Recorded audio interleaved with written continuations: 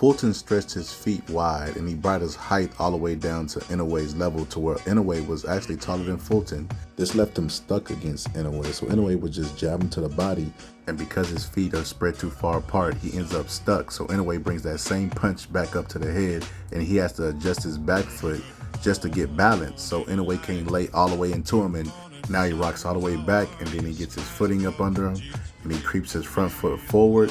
Tries to move his jab closer to Inoue, and then once his jab is close to him, he jabs at him just to knock him out of position because he didn't want to get countered in this fight.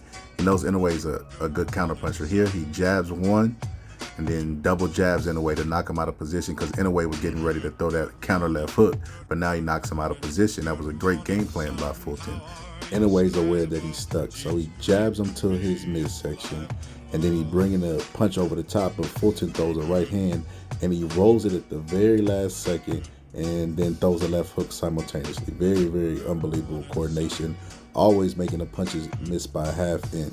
Right here he shows him the right hand, takes a step back and stabs him to the body, and Fulton goes to block the right hand because he thinks it's coming over the top.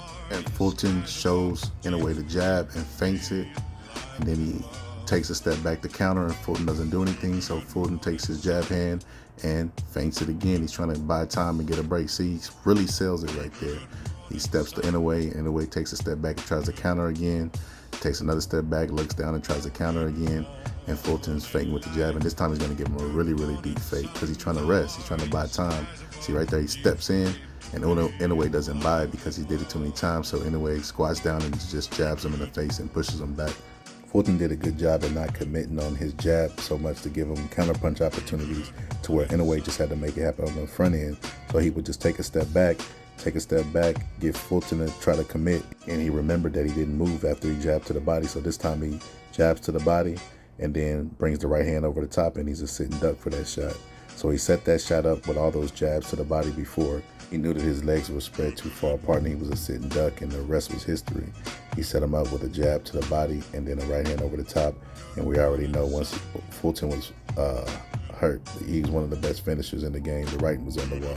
The referee could have called the fight off then, but when it looks like Fulton's dead and laying through the ropes, and the referee didn't call it off, and he let him get up and he went right back into the blender. And Inoue just, like I said, one of the best finishers in the game with the short shots. And he just started pushing Fulton off.